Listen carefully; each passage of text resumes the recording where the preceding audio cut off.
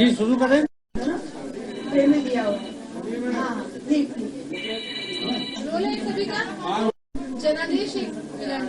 जी आज नतीजे आए, 4 राज्यों के नतीजे आए। छत्तीसगढ़ का हमारा चुनाव हुआ। जो जनादेश मिला है उसका हम सम्मान करते हैं। लोकतंत्र में हमारा अटूट विश्वास है। 5 साल पहले हमारी सरकार बनी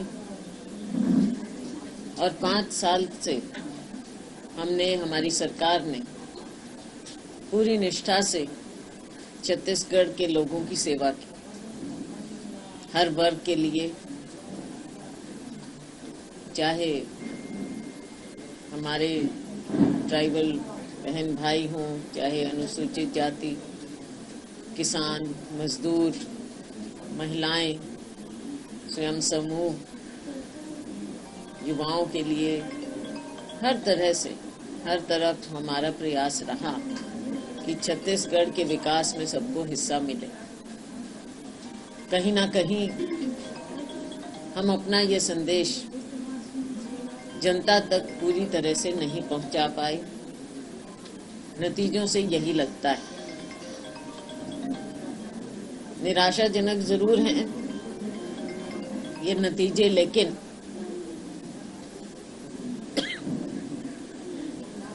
कांग्रेस पार्टी कभी हताश नहीं हुई। हमने चुनाव हारे भी हैं, जीते भी। हार कर फिर खड़े होना, यही बहादुर योद्धाओं का काम होता है। हमारे वर्कर बहादुर योद्धा हैं। पहले भी उन्होंने इस तरह की चुनौतियों का सामना किया और आगे भी हम राहुल जी के नेतृत्व में, खारगे जी के नेतृत्व में हम लोगों की, गरीबों की, वंचित वर्गों की, जरूरतमंद लोगों की लड़ाई लड़ते रहेंगे। उनके हक की लड़ाई हम लड़ते रहेंगे। जो जीते हैं उन्हें हम बधाई देते हैं। आने वाले समय में हम उम्मीद करते हैं कि भारतीय जनता पार्टी की सरकार लोगों का पूरा ध्यान करे, लोकतंत्र में विश्वास रखे और जो काम, अच्छे कार्य हमने शुरू किए उनको वो आगे बढ़ाएंगे। जैसा मैंने कहा, लोकतंत्र में हमारा विश्वास है और एक मजबूत विपक्ष की तरह से हम काम करेंगे। जहां हमें ठीक लगेगा हम जनता हित में, जनहित में सरकार का सहयोग भी करेंगे, लेकिन लोगों की आवाज हम पूरी तरह से सदन में भी और बाहर भी उठाएंगे। कुछ महीनों में लोकसभा का चुनाव आने वाला है। हमें देखना है, समीक्षा करते हुए, कि हमारी क्या, कहां पर कमजोरी रही, उसकी पूर्ति करते हुए फिर से अगले चुनाव की तैयारी करनी। मिलजुल कर हम ये लड़ाई लड़ेंगे और जो हमारी विचारधारा की लड़ाई है, अपनी विचारधारा, देश की विचारधारा के लिए हम पूरी मजबूती से आगे बढ़ेंगे और लोकसभा चुनाव के लिए हम पूरी तैयारी करेंगे। आपने ठीक बात कही और ये किसी को नहीं लगता था, ना मीडिया में किसी को लगता था, नेशनल मीडिया में, ना छत्तीसगढ़ की मीडिया में, कि यहाँ पर कांग्रेस की सरकार नहीं बनेगी या भारतीय जनता पार्टी की सरकार बनेगी। किसी को नहीं लगता था। तो हम इसके बारे में समीक्षा जरूर करेंगे और आपने जो कहा कि कहाँ क्या कमी रही, उसको हम बड़ी गहराई से उस पर विचार करेंगे। मैडम, ये सरगुजा संभाग में जो सीटें हैं वो कांग्रेस ने पूरी तरीके से हारी है। वो एक्स डिप्टी सीएम जो है वो भी हार चुके हैं जी। तो क्या लगता है ये काफी इफेक्ट किया है इस हार में संभाग में? के विपरीत आप देखिए कि कुछ जगह हम बहुत ही बढ़िया ढंग से भी जीते हैं, वहाँ के मार्जिन्स आप देखिए। तो ये सारी बातें देखने वाली हैं कि क्या कारण है कि कहीं तो आप 20,000 से हार रहे हैं और कहीं एक ही लाइन में आप सारी सीटें बहुत बढ़िया प्रचंड बहुमत से जीत रहे हैं। तो इन सब चीज़ों को हमें देखना पड़ेगा कि कहाँ पर हार हुई तो क्यों हुई, कहाँ पर इतना ज़्यादा हार हुई तो क्यों हुई, कहाँ पर हम इतने ज़्यादा अच्छी तरह से जीते हैं तो उसको हम देखें कि यहाँ पर क्या चला और कहाँ पर हम वो संदेश नहीं पहुँचा पाए। तो इस चीज़ पर आप लोग भी विश्लेषण करते रहेंगे, मीडिया वाले लोग, लेकिन एज पॉलिटिकल पार्टी हमको इन सब बातों को देखना होगा। जैसा मैंने कहा, इसको बड़ी बारीकी से हमें देखना पड़ेगा कि किसने जान के कहीं कुछ। आपने देखा कि चुनाव के बीच में भी हमने कई लोगों पर एक्शन लिया था। अब सारी रिपोर्ट लेते हुए, चाहे वो कोई भी हो, किसने क्या काम किया नहीं किया, कहाँ पर हमारी इतनी ज़्यादा कमजोरी आई, हमारे मंत्री किस बात से कहाँ हारे। एक तो ये भी आप मानेंगे कि पोलराइज भी करने का प्रयास किया गया। आप देख सकते हैं जीतने के बाद कैसे बुलडोजर्स को लेकर जा रहे हैं, और इस तरह के प्रदर्शन की क्या जरूरत लोकतंत्र में।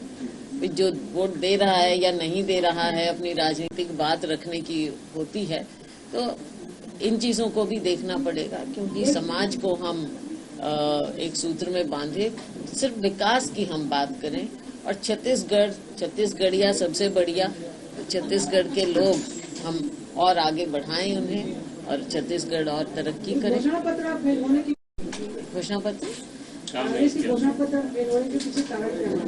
फेल कहिए कुछ कहिए, हमने काम देखो 5 साल काम भी किया था। घोषणा पत्र आगे के लिए थी कुछ बातें, तो इन सब बातों को बारीकी से हम देखेंगे। एक बात को मैं बीजेपी कर रहे हैं क्या वो ट्रांसलेट नहीं हो पाया, लोगों क्या करें?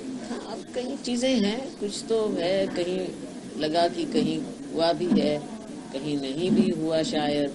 तो उम्मीद हमें ज्यादा थी, जैसा मैंने कहा पहले ही माना कि निराशा तो हुई है ना। देखो मैं ऐसे आज आपके सामने मैं कैसे कह दूंगी कि नहीं, निराशा हुई है बिल्कुल, हमारे वर्कर्स को भी हमको भी।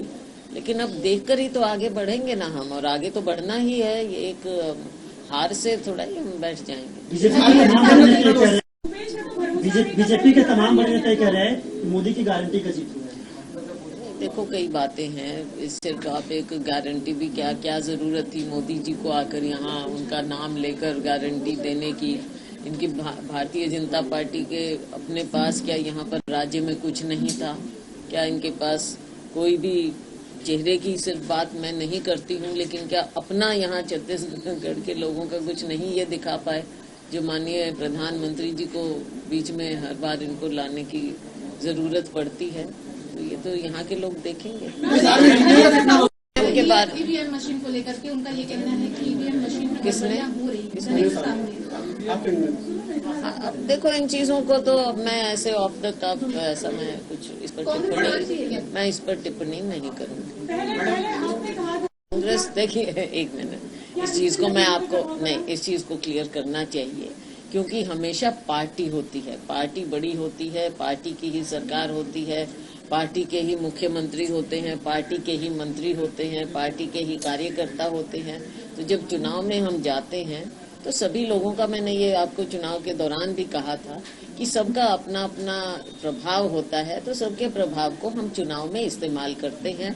5 साल हमारी सरकार रही, हमारे मुख्यमंत्री रहे और मुख्यमंत्री जी बघेल जी ने काम किया, उनके नेतृत्व में सरकार ने काम किया। लेकिन जब हम चुनाव में गए तो सबको हमने साथ लेकर चलना था ना। जब तक सबको साथ नहीं लेकर चलते आप, पार्टी का तो यही है ना कि पार्टी में तो सभी को जगह मान सम्मान मिलता है और मिलना चाहिए। लेकिन सबको साथ लेकर नहीं चल पाया, आप ऐसा लगता है कि एक मिनट आप ऐसे कैसे बात करें? बीजेपी किसने कहा है ये? बीजेपी के लोग ऐसे नहीं होता। अब बीजेपी के हमारे ऊपर क्या टिप्पणी कर रहे हो कि हम किसका साथ किसका नहीं? ये इस तरह देखो, इस ऐसा है मैडम, इस तरह का दुष्प्रचार बीजेपी करती है। अब वो हमारी पार्टी के बारे में दुष्प्रचार करे, इसका कोई मायने नहीं। चुनाव से पहले 6 महीना